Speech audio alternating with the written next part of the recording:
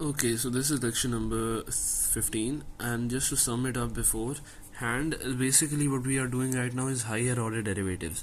उसमें हम बस दो आती हैं, होमोजेनियस और नॉन होमोजेनियस. हम पहले होमोजेनियस को डिस्कस कर रहे हैं. होमोजेनियस में इक्वेशन विद कांस्टेंट कोएफिशिएंट है, जिसकी हम ऑक्सिलरी इक्वेशन बनाते हैं, और उसमें तीन तरह के हमारे पास रूट्स आ सकते हैं, डिस्टिंक्ट, वो रिपीटेड एंड कॉम्प्लेक्स. ये हमने डिस्कस किया लेक्चर नंबर 14 में. अभी हम डिस्कस करें equations with variable coefficients, Cauchy Euler's equation बनेंगी. इसके बाद नॉन होमोजेनियस होंगे, उसके दो मेथड्स हैं. होमोजेनियस के दो मेथड्स हैं. Now discussing the second method of homogeneous equations. अब इसमें ये सिर्फ तब अप्लाई होगा जब मेरे पास वेरिएबल कोएफिशिएंट्स आएंगे, और वेरिएबल कोएफिशिएंट्स भी आम वेरिएबल कोएफिशिएंट्स नहीं, बल्कि जो पावर चल रही है ना डेरिवेटिव की, वही x की भी पावर होनी चाहिए. लेट्स से ट्रिपल डेरिवेटिव है, तो फिर x भी मेरे पास उसी पावर का होना चाहिए उसके साथ, मतलब कोएफिशिएंट होना चाहिए बेसिकली x भी मेरे पास. ठीक है. अब लेट्स से मेरे पास यहाँ पर कोई इक्वेशन है, लेट्स से मैं ये एग्जांपल ले दूँ, तो अब मेरे पास स्क्वायर की इक्वेशन है, तो मेरे पास x स्क्वायर होना चाहिए. सिंगल डेरिवेटिव की पावर 1 है, ऑर्डर 1 है, तो मेरे पास x का भी ऑर्डर 1 होना चाहिए. We will jump on to the distinct real roots, और हम देखते हैं कि इसकी सपोजिशन में और उसकी सपोजिशन में क्या फ़र्क था, जो कि हमने कांस्टेंट के लिए की थी. अब डिस्टिंक्ट रियल रूट्स हैं, तो हमें पता है कि जनरली हमारा सोल्यूशन क्या होता था, c1 e की पावर mx. ठीक है. लेकिन चूंकि ये कॉशी उसमें बेसिकली हम क्या कहते थे, उसमें हम y इज इक्वल्स टू ई की पावर mx पुट करते थे. लेकिन इस मेथड में हम y is equals to x की पावर m पुट करते हैं. ठीक है. y is equal to x की पावर m, हमेशा उसमें हम y is equal to e की पावर m एक्सपोर्ट करते थे, इसमें y is equal to x की पावर m करते हैं. तो कोइंसिडेंटली हमारी जो ये डिस्टिंक्ट रियल रूट्स की इक्वेशन बन जाती है, वो क्या बन जाती है, c1 x की power m 1 plus c2 x की पावर m2. अब ये जो नंबर ऑफ थिंग्स होते हैं ना, ये बेसिकली ऑर्डर पे डिपेंड कर रहा होता है. लेट्स से अगर ये थर्ड ऑर्डर हो तो इसमें तीन चीजें आएंगी, m1 m2 m3. Third order होगी तो तीन ऑक्सिलरी इक्वेशन का क्यूब बनेगा ना, तो क्यूब में मेरे पास m के तीन रूट्स आएंगे, तो c1 x की पावर m1, c2 x की पावर m2 और c3 x की पावर वो. सिमिलरली फॉर वो भी ये पिछले मेथड के लिए भी था. Basically it is a linear combination of all of the order of derivatives. ठीक है. जितना ऑर्डर होगा उतने उतने हमारे पास ये वाली टर्म्स बना किया करेंगी. अगर हम इसके सोल्यूशन की तरफ चलते हैं और हम डिस्कस करते हैं, तो हमने y is equal to x की पावर m पुट किया. हमारे पास यहाँ पे डी स्क्वायर y है, मतलब डबल डेरिवेटिव सिंगल डेरिवेटिव. इसको एक दफ़ा डेरिवेट किया, वैल्यू निकाली, डबल डेरिवेट किया, वैल्यू निकाली, इन वैल्यूज को इक्वेशन में पुट कर दिया. इक्वेशन में मैं पुट करूंगा. अब देखो मेरी बात सुनो, ये एक्स स्क्वायर है और ये x की पावर m माइनस 2 है. x की पावर m माइनस 2 का मतलब है x की power m multiply by x की पावर माइनस 2, तो x की पावर माइनस 2 और x स्क्वायर कट जाएगा. तो हमेशा इसी तरह हुआ करेगा. This is the method. ठीक है. मतलब उसके अब देखो यहाँ पर x है और यहाँ पर इसके साथ x की पावर माइनस 1 है, तो ये x और ये x की पावर माइनस 1 कट जाएगा. तो बेसिकली पीछे मेरे पास क्या बचा करेगी किस फॉर्म में, कि x की पावर m कॉमन आ जाया करेगा और बाकी इक्वेशन मेरी सारी m's की फॉर्म में होगी. इस इक्वेशन को मैं मजीद सिंप्लीफाई किया करूंगा तो मेरे पास ऑक्सिलरी इक्वेशन बना करेगी, उसके मैं रूट्स निकाला करूंगा. उस ऑक्सिलरी इक्वेशन के मैं रूट्स निकालूंगा तो मुझे पता चला -1 और 4 है, यानी डिस्टिंक्ट है. तो मैं इस टाइप की जनरल इक्वेशन ले लूंगा, यानी कि c1 x की power m1 plus c2 x की पावर m2. m1 मेरे पास -1 है, m2 मेरे पास 4 है, वैल्यू पुट की. ये मेरा इस इक्वेशन का जनरल सोल्यूशन है. Case number 2 is repeated real roots. Repeated roots में हम वहां पर क्या करते थे, y इज इक्वल्स टू हम करते थे y1 is equals to e की पावर mx और y2 is equals to e की पावर x इंटू e की पावर mx. ठीक है.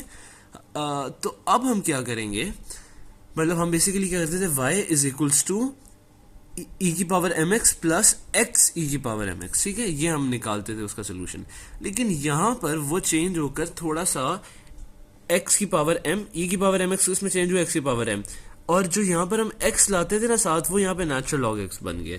यानी the difference is, sorry for the writing, पहले ये हुआ करता था y is equal to c1 e की power mx plus c2 x e की पावर mx. ठीक है. अब ये e की पावर mx तो मेरा x की पावर m बदल गया ना, लेकिन जो ये वाला x था ना, ये मेरा नेचुरल log x में चेंज हो गया.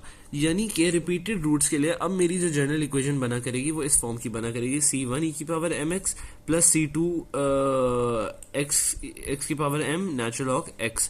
नेचुरल log x आ जाया करेगा इसके साथ. ठीक है. ये सिर्फ रट्टा लगाने की चीज़ है, इसका वो प्रूफ हमारे स्कोप में नहीं है.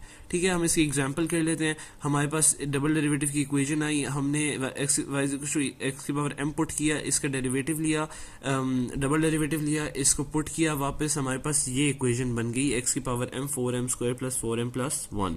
इसको मैंने उसमें डाला, ऑक्सिलरी इक्वेशन है ये, मैंने इक्वल टू 0 की, तो मेरे पास m की वैल्यू आई -1/2, 2m+1 बन रहा था होल स्क्वायर, तो m की वैल्यू है -1/2। ये मेरे पास रिपीटेड रूट है, तो सीधा मैंने आंसर लिख दिया y is equal to c1 x की पावर -1/2 प्लस c2 x की power -1/2 natural log x। Simple is that, no खच। अगर होती ना ये ट्रिपल डेरिवेटिव, और लेट से तीनों, वैसे तो तीनों रूट्स रिपीट नहीं होते, लेकिन अगर तीनों रूट्स रिपीट होते तो फिर हम प्लस c3 x की पावर -1/2 नेचुरल लॉग x का स्क्वायर ले लेते। मतलब ये वाला जो टर्म है ना हम इंक्रीज करते रहते हैं। उसमें भी हम यही करते थे ना, अगर 3 टर्म्स आ जाए तो एक दफा ये चीज ली और उसके बाद x को स्क्वायर कर दिया, ठीक है। मतलब इसी में हम उसमें ये कर दिया करते थे कि plus c3 x² plus e की power mx, sorry for this writing, लेकिन यू गेट द जस्ट, ठीक है। तो इसमें हम नेचुरल लॉग x की पावर को इंक्रीज कर दिया करेंगे, बाकी चीज़ें रिपीटेड रूट्स में सेम रहेंगी। आखिरी केस होता है कॉन्जुगेट कॉम्प्लेक्स रूट्स का। उसमें कॉन्जुगेट कॉम्प्लेक्स रूट बन रहा था मेरे पास, उसमें मेरे पास बन रहा था e की power y is equal to e की power alpha x c1 cos beta x plus c2 sin beta x, ठीक है। इसमें e बार अल्फा x की जगह क्या आ जाएगा, x की पावर अल्फा, ठीक है। और अंदर ना cos beta as it is, x की जगह नेचुरल लॉग x की जगह नेचुरल लॉग x, बस this is the only change. इधर रिपीटेड रूट्स में भी बेसिकली यही चीज हुई है। रिपीटेड रूट्स में क्या हुआ है कि जहां पे पहले हम x लगाते थे, x लगाते थे, वहां पे हमने नेचुरल लॉग x लगाया। तो कॉशी, जो भी इसका नाम दो, इसे कॉशी एशलर्स मेथड में आप क्या करते हो, इस रूट के लिए y is equal to x की power alpha c1 cos beta natural log x plus c2 sin beta natural log x। Let's solve an example. Second order equation है, y is equal to x की power m करोगे, derivative निकालोगे, double इसको equation में put करोगे, तुम्हारे पास इस form में इक्वेशन आ जाएगी, x की पावर m² प्लस 2m+3। इसको मजीद सॉल्व करेंगे, हमारे पास ये इक्वेशन आ रही है, ये मेरा अल्फा है, ये मेरा बीटा है, मतलब डेल्टा ओमेगा 2 मेरा, ओमेगा कह रहा हूँ, √2 मेरा बीटा है। बस इसको मैंने डायरेक्ट इक्वेशन में पुट कर दिया, x की पावर अल्फा यानी x की power -1 c1 cos √2 natural log x plus c2 sin √2 natural log x। Simple is that. इसने मुझे इनिशियल वैल्यूज भी दी हुई थी, इनिशियल वैल्यूज भी मैं कर सकता हूँ।